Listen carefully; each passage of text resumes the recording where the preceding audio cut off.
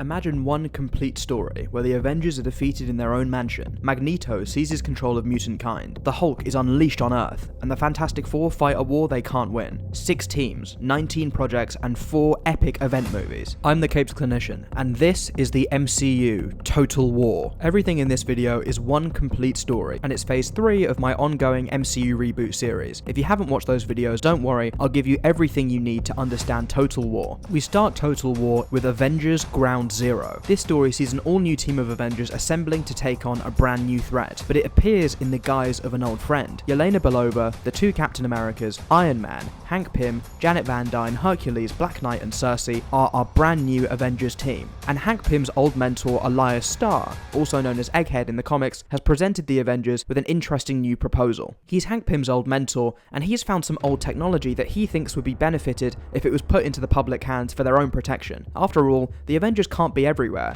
and this way the public can defend themselves. Now the Avengers aren't sure if this was a good idea or not, but Hank Pym advocates for Elias Starr, and Iron Man can't really say anything. Iron Man in this universe is just seen as Tony Stark's bodyguard, not as Tony Stark himself. And if Iron Man is flying a weaponized suit, why can't the public have a share of the pie? But unfortunately, everything goes terribly wrong. Elias Starr provides weapons all around the globe, and one of the places that gets them is Alberta, Canada. But those weapons are defective, and in testing these weapons, Elias Starr causes a massive explosion. Now Elias Starr has his own army of drones, and it's clear that he had no good intentions from the beginning. He was essentially giving the public water pistols while he was playing with the big guns. And the Avengers assemble to take Elias Starr down, but not without one twist that's going to reverberate throughout the entire MCU. Because it was an American scientist who provided these weapons, there's now a fight between America and Canada. General Thunderbolt Ross tells the Captain Americas that under no circumstances are they to visit Canada, but that's against their better judgment. They come into conflict with the Canadian government, and this sets the stage for our next project. In the post-credit scene of Avengers Ground Zero, we find Norman Osborn in his lab while he's confronted by a team of scientists who tell him everything that's happened. He smiles, knowing that this is an opportunity for him to seize worldwide power, and as he leaves the lab, we focus in on one test tube containing a genetically altered spider. In February, Captain America Northern Front arrives on the big screen. This is a direct sequel to Avengers Ground Zero, and features the return of Steve Rogers and Sam Wilson, as well as one other superhero team from MCU Phase 2, Alpha Flight. It was revealed at the end of Alpha Flight that General Thunderbolt Ross has a spy within the team, and this threatens to tear all of our heroes apart. As the 2 Captain Americas and Alpha Flight butt heads, General Ross wants to make sure that his expansionist efforts into Canada can still take place, and so he hires one man to lead a militia, Baron Zemo. The 2 Captain Americas and Alpha Flight have to come together to defeat Baron Zemo and his militias, but not before Baron Zemo is horrifically scarred and dons his famous comic-accurate mask at the end of the movie, promising to Captain America that he'll return. At the end of Northern Front, the trust in governments across the world has decreased, and Alpha Flight breaks away from the Canadian government to form their own independent group. Coming back to Disney Plus, we return with the Immortal Hulk Season 3. At the end of our Midnight Suns movie, the team defeated Chthon, but an aspect of that primordial entity remained, and it infected the Hulk. Now, we have a dual narrative, and the Hulk being mediated within by the mind of Bruce Banner, trapped within the Hulkscape, a dark and terrifying place within the recesses of the Hulk's mind, introduced by Philip Kennedy Johnson and Nick Klein. As this tug of war is going on, the Hulk has a battle with the team that just span out of Captain America Northern Front. That spin-off group of Alpha Flight has now become Gamma Flight, introduced in the comics in the Immortal Hulk run by Al Ewing. And in the climax of the season, Bruce finds the true Hulk locked away deep within the Hulk's mind. Finally, the Hulk and Bruce come together and decide that they're going to take down this new infected version of themselves from the inside. And as our journey with the Hulk continues to brew in the background, Miles Morales' Spider-Man finally makes his debut in live action. Now this is something I'm really excited about. I love this character so much that I've written a full pitch for this exact movie. So if you want to see that, make sure to subscribe and let me know in the comments. But I'll give you a rough outline here. In Miles Morales' Spider-Man, he's bitten by that genetically altered spider that we teased at the end of Avengers Ground Zero, and he lives in a world that's becoming increasingly regulated by corporations in the face of the Avengers' failure to take down Elias Starr. One member of a private corporation known as the Assessor kidnaps Miles Morales in this movie and kicks off the Clone Saga arc written by Saladin Ahmed in Miles Morales' most recent run before the current Cody Ziegler run on the title. Now if you've watched my MCU Phase 1 and 2, you know that November is a huge month for releases. X-Men Outbreak makes its way to the big screen. This is going to be a take on the X-Men split between the Earth and space, and the threat of this movie is going to be the Brood, which is a kind of space parasite almost similar to the Flood from Halo. In this story, the Brood are parasites that are being experimented on by AUKUS, an organization of scientists in space, but previously they were regulated by the government, but now they're regulated by private corporations in the wake of what happened in Avengers Ground Zero and Captain America Northern Front. The Brood breaks out, and it's a race against time for the X-Men to take down the Brood and stop them from reaching Earth. And the way that the X-Men win is by throwing the Brood Queen into the ongoing Annihilation wave spreading throughout the universe. This Annihilation wave is going to be huge, and if you've read the comics, I think you know what's coming. Unfortunately, all of the energy trapped within the Brood Queen was just used by the Annihilation wave.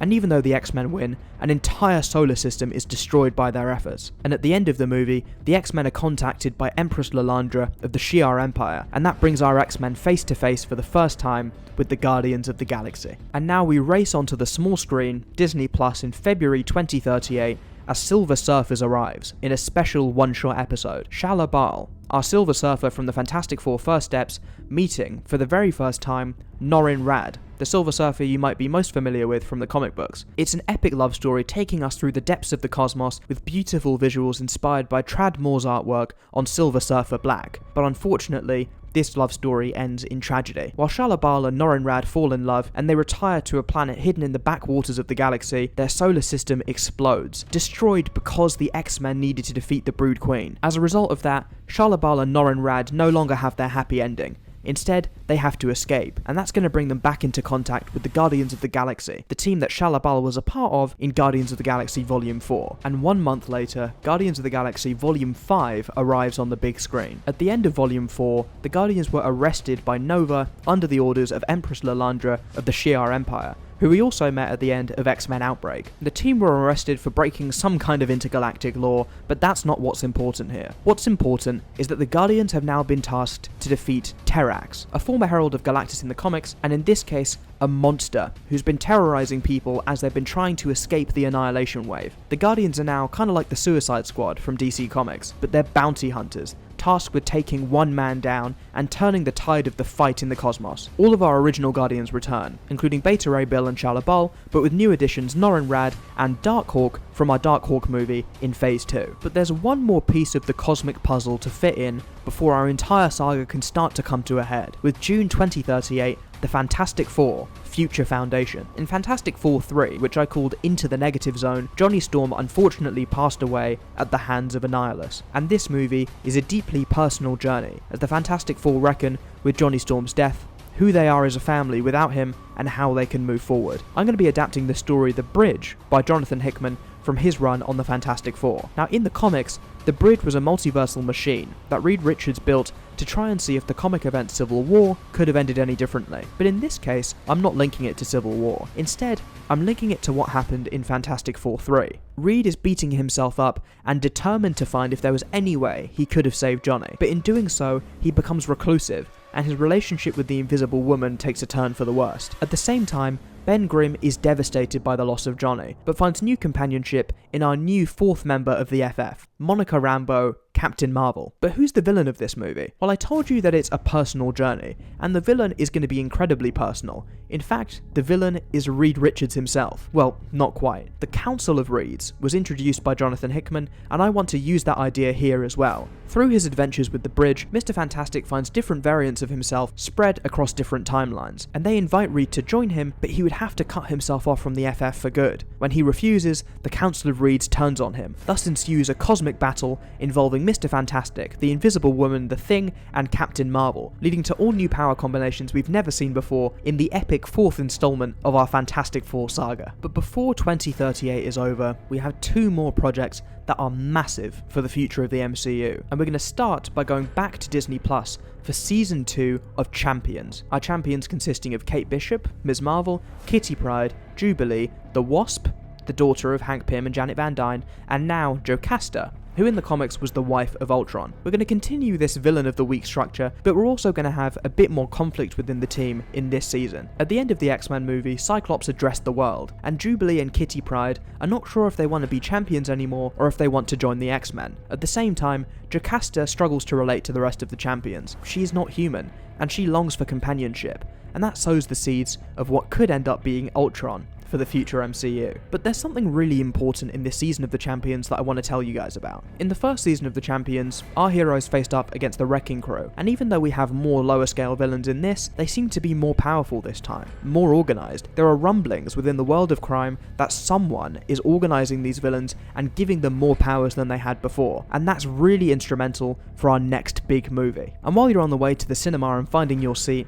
I'm going to kindly ask you guys to consider leaving a like on this video and hitting subscribe. I'm incredibly passionate about making these videos for you. I've already got why you should read Spider-Man: The Child Within, and I'm going to be doing a video about Absolute Martian Manhunter next. I've also got a full pitch written out for a Flash movie that I think you guys are going to absolutely love. If you're interested in any of that and you've been enjoying this video, please consider liking and subscribing. Avengers Under Siege is our next big movie in Total War. This is going to very closely adapt the comic story in which Baron Zemo organised a team of villains to storm the Avengers Mansion and destroy the Avengers for good. The morale of the Avengers is totally destroyed, and the public is horrified. If superheroes can't protect their own home, how can they keep the public safe? And that's exactly what Norman Osborn wants. In the background of this whole saga, Norman Osborn has been taking advantage of the public's reduced faith in the government and superheroes to build his corporate influence, and now Under Siege is the straw that's broken the camel's back. Norman Osborn has finally decided that he's going to build a private militia force, so that the next time a supervillain attacks, he'll be ready, and the world will finally see Norman Osborn as the saviour that they need. The consequences of Avengers Under Siege are going to be catastrophic, but before we see that, I've got one more one-shot episode that I want to release straight to Disney+. In February 2039, Elsa Bloodstone has her own one-shot special, focusing specifically on Elsa Bloodstone's adventures through the Savage Land. This is an untapped area of ripe potential for the MCU. We can have loads of different interesting creatures as Elsa Bloodstone hunts one specific beast. Through this hunt, Elsa Bloodstone isn't just hunting for sport, she's also hunting to find an element of herself, as we flash forward and back between Elsa Bloodstone's past, her shady origins, and how she struggles to be a hero despite all of the blood in her hands. So you've had a palate cleanser from the darkness of Avengers Under Siege, but now it's time to see how that really affected our heroes. In May 2039, we have the invincible Iron Man, Armour Wars. Yes, finally we're getting the Armour Wars story in the MCU. I've no idea what happened with that story, but I want to include it here because it's relevant on two fronts. Here, we're adapting two stories, not just Armour Wars, but also Demon in a Bottle. As everything is escalating, and private companies are taking Iron Man's designs and spinning them off into increasingly militarized suits, Tony Stark is driven to the depths of his alcoholism. This is going to be a very poignant and difficult movie for the character of Tony Stark, but it's addressing something that I think is fundamental to his character and makes him far more interesting. In the climax of the movie, one of his rivals weaponizes an arc reactor in their suits to become like a nuclear bomb. Panicked, Tony Stark realizes he can't solve this alone, so he phones a scientific committee specializing in nuclear energy. With his help, he's able to defuse this nuclear reactor, and at the end of the movie, Iron Man realizes that this alcoholism is always going to be a part of his character, but he can choose to be vulnerable and open up to the people that he loves. But at the end of the movie, one character comes to visit Iron Man. Remember how I mentioned he phoned a scientific committee for nuclear power? Well, there was one expert in that field, Dr. Bruce Banner. Now, Bruce comes to Tony genuinely offering his help in a brief moment of lucidity as the possessed version of the Hulk is resting deep within Bruce's consciousness. But Tony is terrified, and in a panic he calls the Avengers, which causes Bruce to get incredibly angry. He's tired of the world treating him like a loose cannon when all of these superheroes are loose cannons. Think about what happened with Ground Zero. Think about what happened in Under Siege. Think about what Tony Stark is going through right now. He decides finally to let this possessed version of the Hulk have his way, and that's what sets up two of our massive event movies. It's time for a big release, a huge team-up movie. Elsa Bloodstone and the rest of the team return in Midnight Suns' Blood Hunt. This is going to be loosely adapting the recent Marvel Comics event Blood Hunt, written by Jed MacKay. Blade has been possessed by some kind of vampiric, evil primordial spirit. We add Scarlet Witch into the mix with the rest of our original team. This is going to be a really fun dynamic, while her and Doctor Strange delve deep into Blade's mind to free him from this possession. And as we find out, this vampiric spirit actually isn't malicious. It was just trying to run into a human form to avoid something that's been going on in the background, Chthon. Our Midnight Suns thought they defeated him, but now is the first time that they learn that Chthon is still alive, and now he's in the body of the Hulk. Hulk, just as we revealed in the Immortal Hulk Season 3. The Midnight Suns, in desperation at the end of the movie, call the Avengers, because if Chthon has infected the Hulk, then the world is in for a war, the likes of which they've never seen. And there's one more project before our 4-movie epic ending to the Total War saga. X-Men Dominion breaks onto the big screen in May 2040. The X-Men are helping the Fantastic Four and the Guardians of the Galaxy against the forces of Annihilus and the Annihilation Wave. But one difficulty they've run into is Orcus. That team that was experimenting on the Brood has also been working on the background on Nimrod. Nimrod is an advanced version of a Sentinel, and the X-Men not only have to find a way to defeat Annihilus, but they also have to focus their efforts on destroying Nimrod for good. If they don't defeat Orcus and Nimrod, then different versions of Nimrod will be deployed on Earth and wipe out all of mutant kind. So while the X-Men are fighting against the Dominion of Orcus and Nimrod, there's one other kind of Dominion taking place on Earth. Magneto, introduced in our first X-Men movie, comes out of the shadows, determined to find a new future for mutant kind by teaming up with Moira McTaggart, one of Professor X's old love interests from the comics and an incredibly important character in Jonathan Hickman's Krakoa Age of the X-Men. Now, to be clear, we're not doing Krakoa, at least not yet, but the X-Men have to fight against 2 Dominions in this movie, right before our big events begin. With November 2040, Avengers World War Hulk Part 1 is going to take the full force of the Avengers, the Midnight Suns, and the Champions, including an appearance from Miles Morales' Spider-Man, just to try and bring the Hulk down. There is an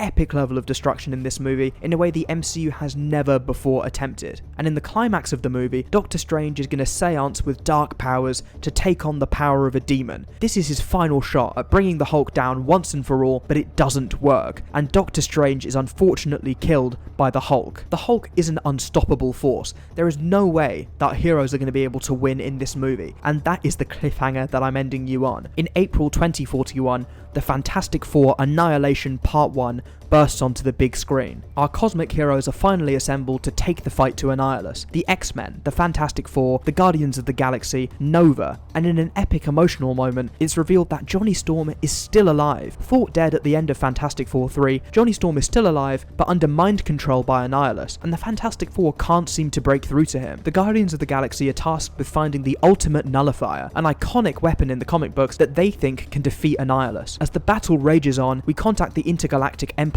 of Wakanda, and Black Panther returns in his full glory from our movie in Phase 2, Black Panther, Shadows of Wakanda. The climax of the movie, the Guardians return with the ultimate nullifier. They press the button and nothing happens. The heroes are completely panicked, and in a final moment of defiance, Jean Grey unlocks a power she didn't know she had. She takes on a cosmic force, the Phoenix Force, and pushes back the Annihilation Wave. It pushes the force back enough for the X-Men and the rest of the teams to buy time. And as our heroes run away to lick their wounds, there is one final twist. The ultimate nullifier didn't do anything to injure Annihilus, but it wasn't a weapon. It was a radio, a signal, a homing device, and a massive portal opens up in space. The heroes look on in terror as a character from the Fantastic Four First Steps returns. Galactus steps out into the cosmos, and the cliffhanger for the Fantastic Four Annihilation Part 1. I think we kind of need a breather. Usually there's something in the interim between massive event movies. I'm going to give you something emotional, something personal, and something that roots these events in something real. In July 2041, Miles Morales' Spider-Man 2 drops on the big screen. This takes place during the events of World War Hulk Part 1. As Norman Osborn is consolidating more power, Miles Morales is committed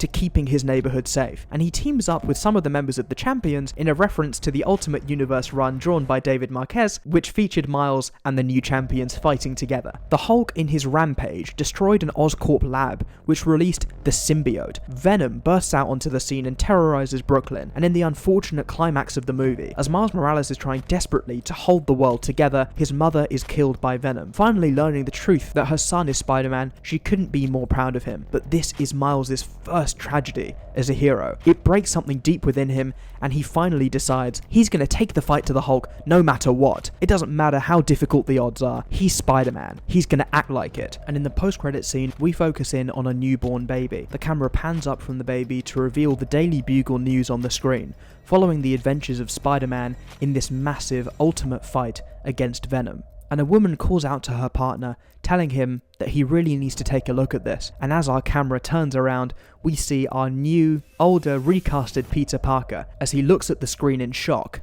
seeing a new Spider-Man on the streets of New York. And that sets the stage for our next movie, which, of course, is Avengers World War Hulk Part 2. Our remaining heroes have licked their wounds, and they've decided on the one way that they can defeat the Hulk. They can't kill him. Doctor Strange was a casualty in that effort, but Scarlet Witch learned something from Doctor Strange during the events of Midnight Sun's Blood Hunt. Remember when they went into Blade's mind?